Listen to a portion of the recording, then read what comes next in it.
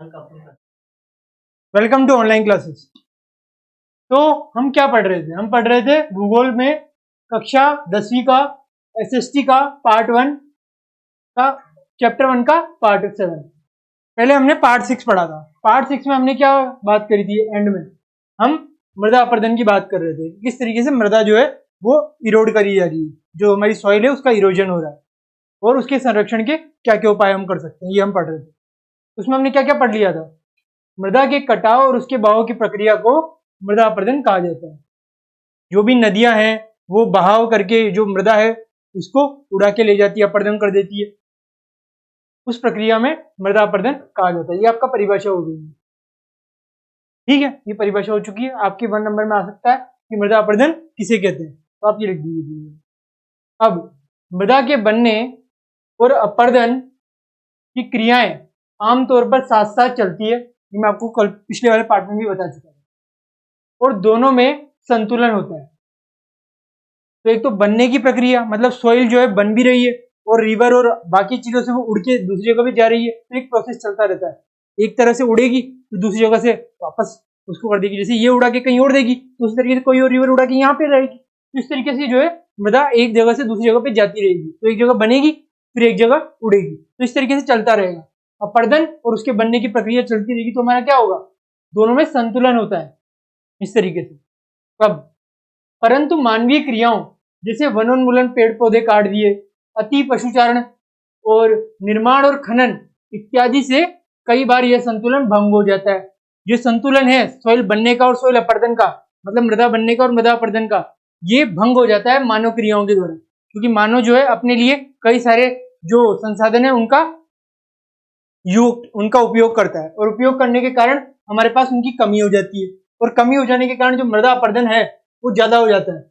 मृदा बनने के से ज्यादा मृदा अपरदन हो जाता है, ये हम आगे देखेंगे। तो इस संतुलन को भंग कर दिया जाता है मानव की कई प्रक्रियाओं द्वारा।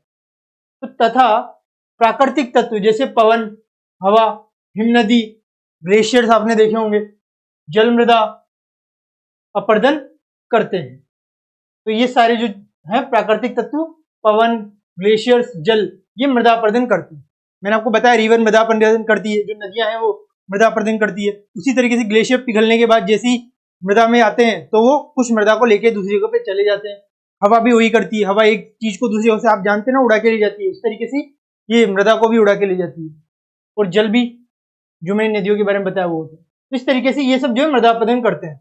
ये सारे प्राकृतिक तत्व हैं जो मृदा अपरदन करते हैं। और बहता जल मुक्ति का युक्त मृदाओं को काटते हुए गहरी वाहिकाएं बनाता है। इस तरह की जो मृदाएं हैं ना, उन्हें काटकर ये कई सारी चीजें बनाता है। जैसे कि अभी आपने सबने सुना होगा बड़े बड़े पहाड़ होते हैं, अब बड़े बड़े पहाड़ों में से छोटी छोटी नदियां कैसे निकलती है? उन पहाड़ों को काटते हुए बीच में से नदियां ऐसी निकल जाती है, ठीक है। तो इस तरीके से उनको काटते हुए मृदा गहरी वाहिकाएं बनाता है। इस तरीके से गहरी गहरी वाहिकाएं बन जाती है। आपसे सबने सुना होगा कई नदियां गहरी होती है, क्यों? क्योंकि बड़े बड़े पहाड़ों को काट के निकलती है, तो इतने बड़े वहां पे गहराई हो जाती है जिसकी आप कल्पना नहीं कर सकते। अब ऐसी भूमि और ये जिन्हें अवनलिकाएं कहते हैं, इनको क्या कहते हैं? इस तरीके से अगर कोई बड़े पहाड़ से यहाँ से ये निकल रही है, यहाँ से दूसरी निकल रही है, यहाँ से तीसरी निकल रही है, तो ये क्या होगी? ये हमारी अवनलिकाएं होगी। इन्हें हम क्या कहेंगे? इन्हें हम अवनलिकाएं कहेंगे, जो जल के प्रवाह के साथ ये वाहिकाएं बन रही है, ठीक है।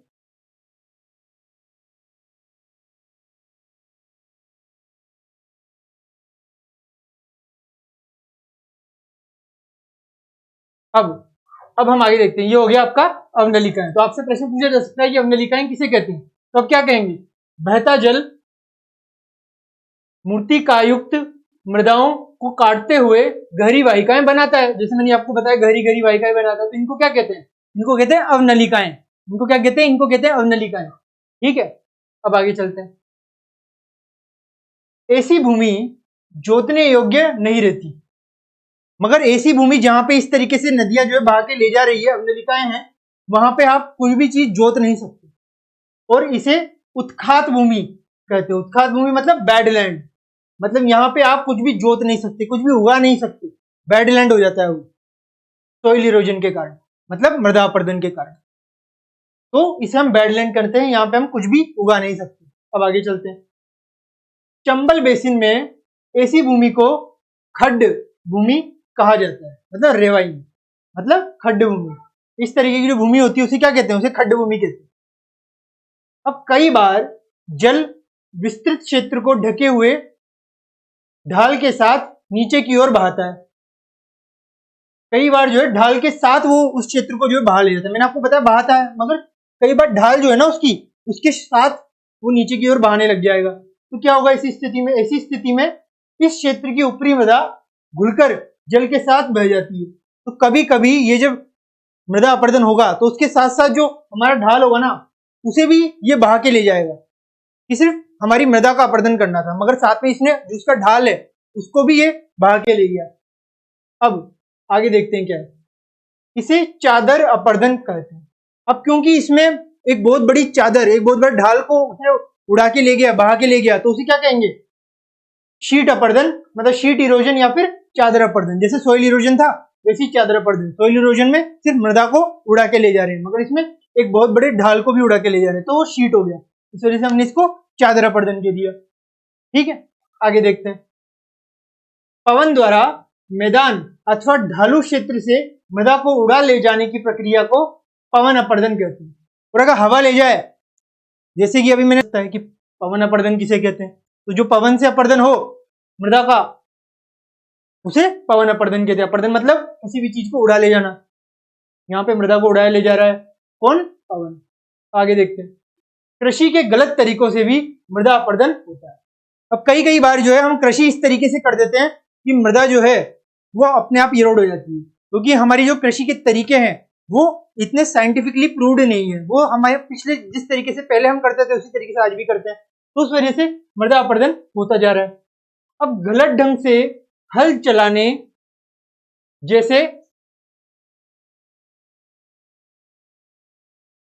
ढाल पर ऊपर से नीचे की ओर हल चलाने से वाहिकाएं बन जाती है। अब जो ढाल होता है ना हमारी मृदा का, उसके ऊपर नीचे हमें क्या करते हैं, अपना हल चलाते हैं, तो उससे क्या होता है कि वाहिकाएं बन जाती है। कई तरीके की वाहिकाएं, ये अब नलिका आपको पर्सन दिख रहा है, यहाँ पे जो है इस तरीके की नलिकाएं बन गई है और कुछ नहीं है।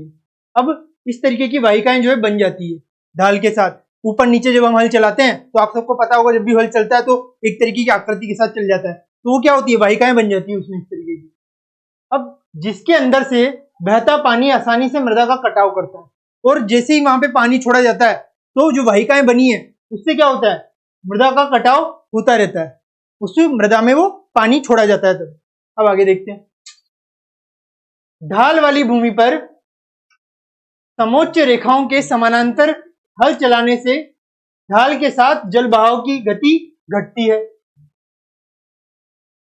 क्या होती है, जल बहाव की गति घटती है।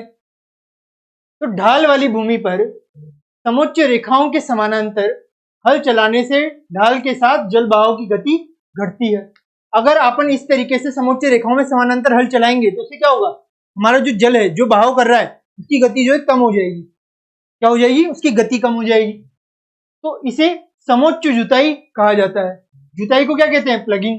तो इसे काउंटर जुताई या फिर समोच्च जुताई कहा जाता है। ठीक है, आपसे पूछा जा सकता है समोच्च जुताई किसे कहते हैं, तो आप क्या बताएंगे कि ढाल वाली भूमि पर समोच्च रेखाओं के समानांतर हल चलाने से ढाल के साथ जल बहाव की गति घटती है और इसे समोच्च जुताई कहा जाता है। आप सब जानते हैं हल को जोता जाता है, तो वही यहाँ पे बात करी है। अब आगे देखते हैं कि ढाल वाली भूमि पर सोपान बनाए जा सकते हैं, और जो ढाल वाली भूमि होती है उसमें कई तरीके के सोपान भी हम बना सकते हैं। सोपान मैंने आपको पहले बता चुका हूं। अब आगे देखते हैं। सोपान कृषि अपर्दन को नियंत्रित करती है। ये जो कृषि अपर्दन होता है ना, सोइल का इरोजन होता है, उसको इस तरीके के जो सोपान है वो कंट्रोल करते हैं, मतलब नियंत्रित करते हैं। अब आगे देखते हैं। पश्चिमी और मध्य हिमालय में सोपान अथवा सीढ़ीदार कृषि काफी होती है। आप सबने देखा होगा हिमालय के पहाड़ जो है वो पट्टियों में बांटा जाता है। फसलों के बीच में घास की पट्टियां उगाई जाती है। ये पवनों द्वारा जनित बल को कमजोर करती है। जब इस तरीके से फसलों के बीच में हम क्या करेंगे, कई तरीके की घास की पट्टियां उगाएंगे, तो क्या होगा कि पवनों द्वारा जनित जो बल है वो कमजोर हो जाएगा। क्यों, क्योंकि पट्टियां बना, ताकि पवन की जो गति है वो कम हो जाए और हमारी जो मृदा है वो अपर्दन से बच सके। अब पेड़ों को कतारों में लगातार लगाकर रक्षक मेखला बनाना भी पवनों की गति कम करता है। ये हम संरक्षण पढ़ रहे हैं कि मृदा का अपरदन का संरक्षण किस तरीके से हो सकता है। तो ये शेल्टर बेल्ट बना के भी हम संरक्षण कर सकते हैं। एक पेड़ों को कतार में बना दिया, आप सबने कई बार रास्तों में पेड़ों को कतार में बनते हुए देखा होगा। तो वो रक्षक का काम करते हैं, पवनों की गति को कम करते हैं, इस वजह से ही हम वो बनाते हैं। हर जगह आपने जब रोड देखे होंगे आसपास पेड़ जो है कतार में दिखेंगे आपको कई कई जगहों पे। तो क्यों बनते हैं? ताकि जो पवन वहां पे आएगी उन फसलों की, उन मृदाओं को नुकसान ना पहुंचाए, वहां पे शेल्टर बेल्ट का काम करे, इसलिए वो बनाए जाते हैं। तो इन रक्षक पट्टियों का पश्चिम भारत में रेत के टीलों के स्थायीकरण में महत्वपूर्ण योगदान है। और ये इस तरीके की जो रक्षक पट्टियां होती है ना पेड़ों को बनाने वाली, इसका जो पश्चिमी भारत है, जो हमारा वेस्टर्न इंडिया है, वेस्टर्न इंडिया कौन सा हो गया? हमारा राजस्थान हो गया, गुजरात हो गया, महाराष्ट्र हो गया। तो इस तरीके के वहां पे जो रेत के टीलों के स्थायीकरण में महत्वपूर्ण योगदान रहता है। जो रेत के टीले होते हैं जैसे राजस्थान, गुजरात, यहाँ पे कई तरीके के रेत के टीले होते हैं, तो उनके स्थायीकरण में इसका यूज किया जाता है। इसमें स्थायीकरण में जो स्थायी बने रहे, वहां से हिले नहीं, उसके लिए हम इन पेड़ों की श्रृंखलाओं या फिर रक्षाकार पट्टियों का उपयोग करते हैं, वहां पे उगाते हैं। ठीक है, अब आगे देखते हैं।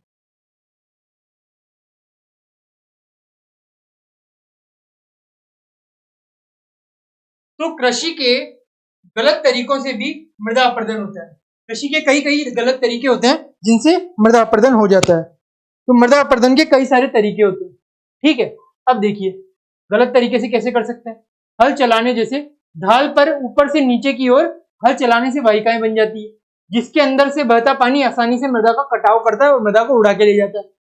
तो ढाल के ऊपर नीचे अगर हम हल चलाएंगे तो उससे क्या होगा? वाहिकाएं बन जाएगी, इस तरीके की वाहिकाएं बन जाएगी। और अगर वाहिकाएं बन गई और पानी हमने डाला, तो पानी जैसे डाला तो पानी डालते ही क्या हो गया? हमारी जो मृदा है वो ये उड़ा के ले जाएंगे। ठीक है, तो ये मृदा का कटाव कर देंगे। ये गलत तरीके से हम क्या कर रहे हैं? हल जोत रहे हैं। अब ढाल वाली भूमि पर समोच्च रेखाओं के समानांतर हल चलाने से ढाल के साथ जल बहाव की गति घटती है। अब अगर हम समानांतर रेखाओं के साथ हल चलाएंगे ना, तो इस तरीके से जो जल बहाव की गति यहाँ पे बढ़ रही थी, मृदा का ज्यादा कटाव हो रहा था, वो घट सकती है। और इस तरीके की जुताई को हम समोच्च जुताई कहते हैं। क्योंकि समानांतर चल रहे हैं, इसमें समानांतर नहीं चल रहे थे, इसमें हम कई तरीके की वाहिकाएं बन गई थी इस तरीके की, और फिर पानी जो है उसके साथ हो गया था। मगर अगर हम समानांतर चलाएंगे तो उससे क्या होगा? एक तरीके की समोच्च जुताई होगी, और समोच्च जुताई होने से जल बहाव की जो गति है वो भी घटेगी। अब आप यहाँ पे देखिए, यहाँ पे अगर जल बहाव की गति जो है बढ़ जाएगी, यहाँ पे क्या होगा? घटेगी, होगी नहीं होगी। तो इस तरीके से इसको क्या कहते हैं? इसको समोच्च जुताई कहते हैं। ठीक है, इसको हम क्या कहते हैं? इसको समोच्च जुताई कहते हैं। अब देखिए आगे, अब आगे क्या बताया हुआ है? आगे बताया है कि जल वाली भूमि पर सोपान बनाए जा सकते हैं। तो जल वाली भूमि है ना, सॉरी जल वाली नहीं, जो ढाल वाली भूमि है, सॉरी फॉर द मिस्टेक, गलती के लिए माफी चाहते हैं। यहाँ पे ढाल है, जल नहीं है। तो ढाल वाली भूमि पर सोपान बनाए जा सकते हैं। ढाल वाली जो भूमि होती है उसमें सोपान हम कई तरीके के बना सकते हैं, और सोपान के बारे में मैं आपको पहले बता चुका हूं। सोपान कृषि अपरदन को नियंत्रित करते हैं, ये बात आपको ध्यान रखनी है। अब पश्चिमी और मध्य हिमालय में सोपान अथवा सीढ़ीदार कृषि काफी विकसित हुई है। क्यों? क्योंकि हिमालय वाले जो रीजन है वहां पे इस तरीके के पहाड़ होते हैं यूं करके, तो अगर यहाँ पे जो है सीढ़ियों जैसे होते हैं, तो यहाँ पे इस तरीके से खेती की जाती है। तो बड़े खेतों को पट्टियों में बांटा जाता है, फसलों के बीच में घास की पट्टियां लगाई जाती है। ये पवनों द्वारा जनित बल को कमजोर करती है, क्योंकि जो पवन है वो हमारी मृदा को अपरदित करती है, तो ये पवन को जो है कम कर देते हैं अगर हम इस तरीके की घास की पट्टी बीच में बना देंगे दो फसलों के बीच में। तो इस तरीके की पट्टी को कृषि को स्ट्रिप फॉरेस्ट संरक्षित हो गई। तो पेड़ों को कतार में लगाकर रक्षक मेखला बनाना भी पवनों की गति कम करता है। और अगर हम इस तरीके शेल्टर बेट या फिर पेड़ों को कतार में लगाएं तो उससे भी पवनों की गति कम हो जाती है। आप सबने कई बार देखा होगा कि रास्ते में कई सारे पेड़ लगे होते हैं, तो वहां पे इस तरीके से गति जो है कम हो जाती है। अब यहाँ पे देखते हैं हम, इन रक्षक पट्टियों का पश्चिम भारत में रेत के टीलों के स्थायीकरण में महत्वपूर्ण योगदान रहा है। ये जो रक्षक पट्टियां है ना, पेड़ों की लगातार कतार, इनसे जो रेत के टीले होते हैं ना हमारे वेस्टर्न इंडिया में, वेस्टर्न इंडिया मतलब कई तरीके की चीजों में, कई तरीके की चीजों में इस तरीके की चीजें हो जाती है, ठीक है।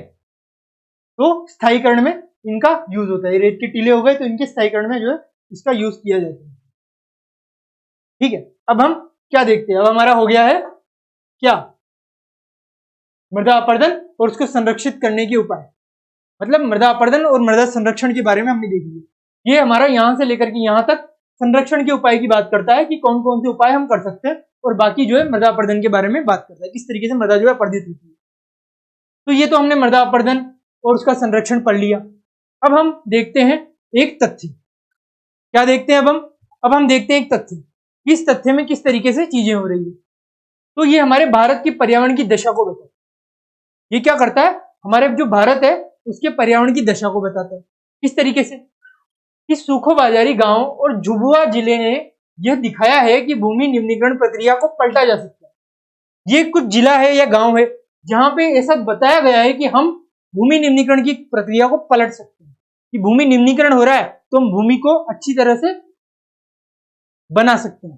तो कैसे, तो इस तरीके के गांव में वृक्ष घनत्व 1976 मतलब 1976 में 13 प्रति हेक्टेयर था, जो 1992 में बढ़कर 1272 प्रति हेक्टेयर हो गया। अब आप देखिए कि कहां पे 13 और कहां पे 1272, तो एक जगह तो क्या है 13 प्रति हेक्टेयर था हमारा पास जो वृक्ष घनत्व था, मतलब वृक्ष जो है कितने उगाए जाते थे, बहुत कम 13 प्रति हेक्टेयर, मगर फिर 92 में हमने इतने सारे वृक्ष जो है उगा दिए 1272 प्रति हेक्टेयर। तो क्या हुआ, हमारा जो भूमि निम्नीकरण था वो अच्छी तरह से उल्टा किया जा सका, पलट दिया जा सका, भूमि जो है उसका संरक्षण किया जा सका, मृदा संरक्षण हुआ। तो पर्यावरण के पुनर्जन से जो हमने ये वृक्ष लगाए, तो इस तरीके के पुनर्जन से क्या हुआ, अधिक संसाधन उपलब्धता हुई हमें, कृषि और पशुपालन में सुधार के परिणाम स्वरूप हमारी आमदनी भी बढ़ गई, इस गांव की जो आमदनी इस वजह से बढ़ी, और समाज में आर्थिक समृद्धि आती है। अगर हमारा परिणाम जो है अच्छा होगा, हमारी आमदनी बढ़ेगी, तो हमें क्या होगा, हमें समृद्धि मिलेगी, हमें क्या मिलेगी, हमें समृद्धि मिलेगी। तो वही यहां पे मिली। अब सुखा बाजारी गांव में 1969 से 1984 के बीच परिवारों की औसत वार्षिक आमदनी 10,000 से 15,000 रुपए थी। ये 1969 से 1984 कितनी थी, 79 से 1984 तक 10,000 से 15,000 उनकी वार्षिक, देखिए वार्षिक है, यहाँ पे महीना नहीं है, वार्षिक आमदनी थी।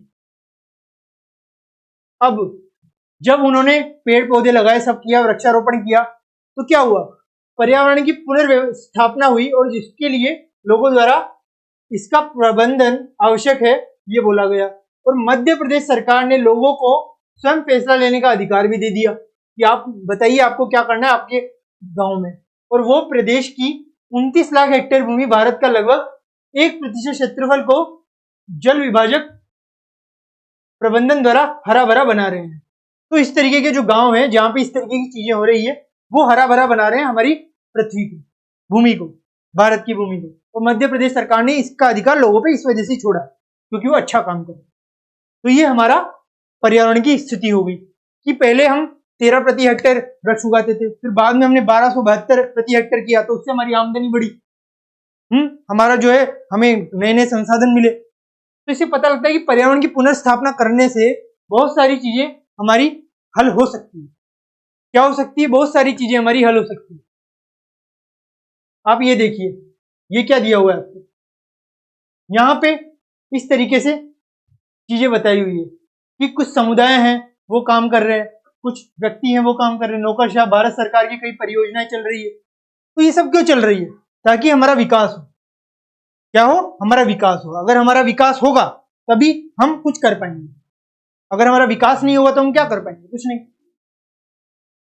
हमारी अगर मृदा कमजोर होगी तो हमें खाने के लिए अन्न नहीं मिलेगा, खाने के लिए अन्न नहीं मिलेगा तो हमारा पोषण नहीं होगा, पोषण नहीं होगा तो हम कई तरीके की बीमारियों से ग्रसित होंगे। तो ये सारी चीजें एक दूसरे से जुड़ी हुई है, इस वजह से हमें हर चीज का ख्याल रखना होगा, संतुलन बहुत ज्यादा जरूरी है। तो ये हो गया हमारा चैप्टर। हमने संसाधन और विकास पूरा पढ़ लिया है।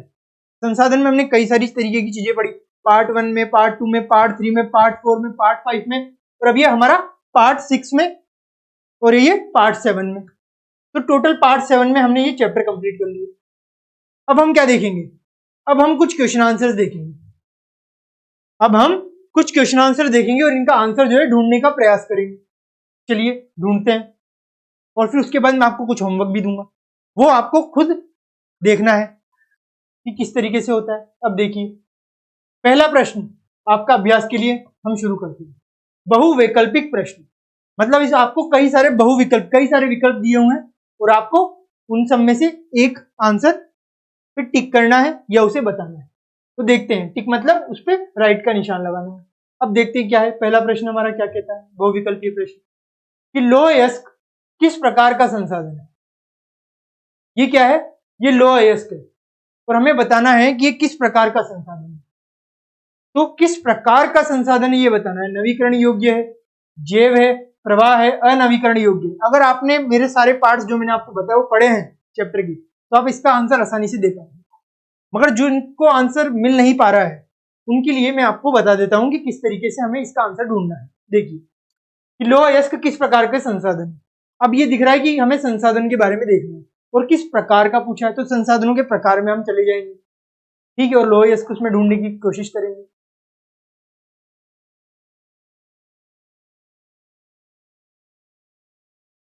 देखिए ये आ गया हमारा क्या, संसाधनों के प्रकार। अब इसमें हमें क्या देखना था, लौह अयस्क किस प्रकार का संसाधन है।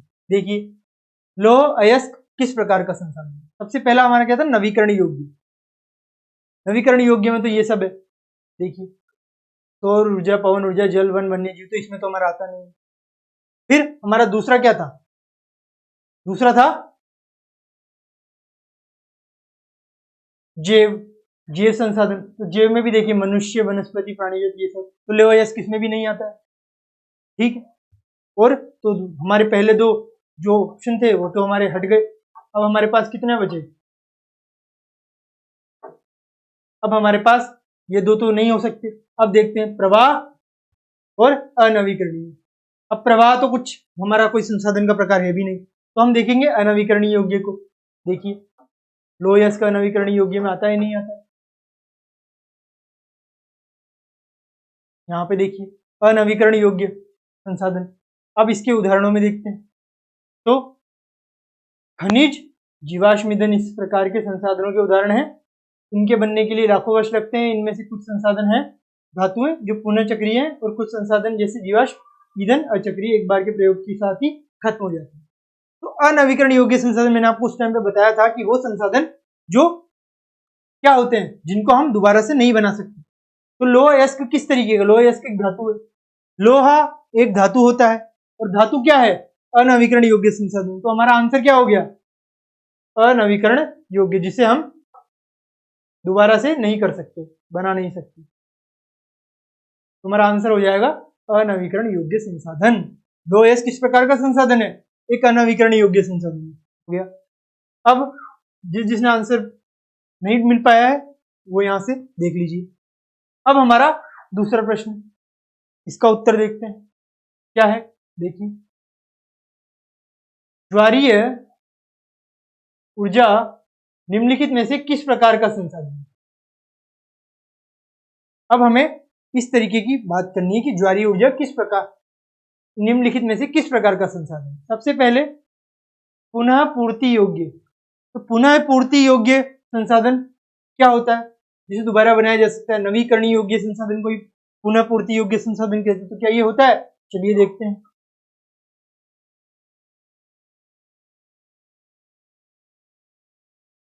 चलिए वापस आ जाते हैं हमारे नवीकरण, जिसे हम पुनः पूर्ति योग्य संसाधन भी कहते हैं। तो इसके उदाहरण देखिए, सौर ऊर्जा, पवन ऊर्जा, जल, वन, वन्य जीव, ये सब आते हैं। तो जल यहाँ पे, और ज्वारीय, ज्वार जो है, ज्वार भाटा, वो जल से ही रिलेटेड है, तो जल का ही होगा वहां पे, ठीक है। अब जल की बात करते हैं, यहाँ पे आ जाइए। तो हमारा पहला ही आंसर मिल गया हमें, ये देखिए कि ये पुनः पूर्ति योग्य संसाधन। ज्वारीय ऊर्जा निम्नलिखित में से किस प्रकार का संसाधन है? तो पुनः पूर्ति योग्य संसाधन मतलब नवीकरण योग्य संसाधन। हमें पहले में ही आंसर मिल गया। बाकी ये ना तो मानवकृत है, ना ही ये अजैव है। अजैव तो है देखा जाए तो, मगर अचक्रीय भी नहीं है। तो हमारा क्या है? पुनः पूर्ति योग्य संसाधन इसका आंसर होगा। अजैव और पुनः पूर्ति योग्य में से पुनः पूर्ति योग्य इसका संसाधन है। क्यों? क्योंकि इसे हम दोबारा से बना सकते हैं। ठीक है, तो हमारा ये आंसर हो गया। अब हमारा थर्ड क्वेश्चन। थर्ड क्वेश्चन क्या बात करता है देखते हैं। पंजाब में भूमि निम्नीकरण का निम्नलिखित में से मुख्य कारण क्या है? मैंने आप सबको इसके बारे में बताया है। अगर आप सबको मैंने जो बताया वो उसे पता है तो आप इसका आंसर बिना बुक में देखे बता सकते। क्या हो सकता है इसका आंसर? आप बताइए। इसका आंसर होगा अधिक सिंचाई। क्योंकि मैंने आपको बताया था उनके पास सोलर पंप्स होते हैं, उनके पास कई तरीके की प्रौद्योगिकी है, तकनीक है, तो उन्होंने पानी का कई बार सिंचाई किया तो अधिक सिंचाई हो गई। और अधिक सिंचाई से मैंने आपको कहा था नमक ज्यादा बढ़ जाता है, तो इस वजह से वहां पे भूमि निम्नीकरण हो गई। भूमि जो है सलाइन हो गई, मतलब उसमें नमक ज्यादा हो गया। तो अधिक सिंचाई के कारण, बहुत ज्यादा सिंचाई करने पर भी हमारी जो भूमि है वो निम्नीकरण में चली जाती। ये हमारा यहाँ पे आंसर हो गया है। सबको समझने में आ रहा है? ठीक है, मगर फिर भी हम इसको किताब में से देखते हैं जिन जिनको ये समझने में नहीं आया। चलिए हम देखते हैं।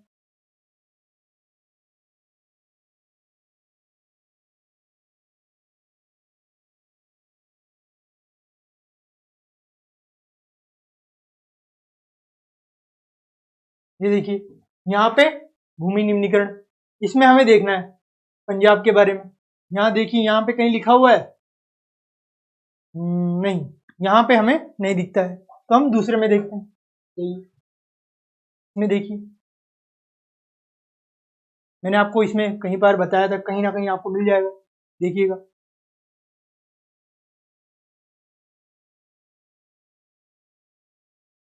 ये देखिए पंजाब और हरियाणा और पश्चिमी उत्तर प्रदेश जैसे राज्यों में अधिक सिंचाई भूमि निम्नीकरण के लिए उत्तरदायी है। मिल गया हमें मिल गया यहाँ से आंसर। देखिए बुक में हमें क्या मिला कि पंजाब, हरियाणा और पश्चिमी उत्तर प्रदेश जैसे राज्यों में अधिक सिंचाई भूमि निम्नीकरण के लिए उत्तरदायी है। तो अधिक सिंचाई के लिए कौन कौन से राज्य आते हैं जो भूमि निम्नीकरण करते हैं? पंजाब, हरियाणा और पश्चिम। और हमें पंजाब के बारे में पूछा है, तो हमारा आंसर क्या होगा? अधिक सिंचाई के कारण भूमि निम्नीकरण होता है पंजाब। ठीक है, अब हमें मिल गया आंसर। तो हमारा आंसर हो गया अधिक सिंचाई। देखिए बुक से भी हमने इसको प्राप्त कर लिया और मैंने आपको ये बताया भी था। अब हमारा अगला क्वेश्चन, अगला क्वेश्चन क्या कहते हैं? देखिए अगला क्वेश्चन कहता है निम्नलिखित में से किस प्रांत में सीढ़ीदार खेती की जाती है? मैंने अभी आपको अभी बताया है, इसी पार्ट में मैंने आपको बताया सीढ़ीदार खेती किस कहाँ की जाती है। उत्तराखंड, हरियाणा, पंजाब, उत्तर प्रदेश के मैदान कहाँ? तो हिमालय के बारे में मैंने आपको बताया था। अब हिमाचल प्रदेश भी है, वो सब भी है, तो यहाँ पे उत्तराखंड इसका आंसर होगा मेरे अनुसार। क्यों? क्योंकि हिमालय और उसकी बात मैंने की थी। फिर भी मैं आपको किताब में बता ही देता हूँ कि मैंने कहाँ पे बताया था आपको कि सीढ़ीदार खेती होती है। आ जाइए यहाँ पे,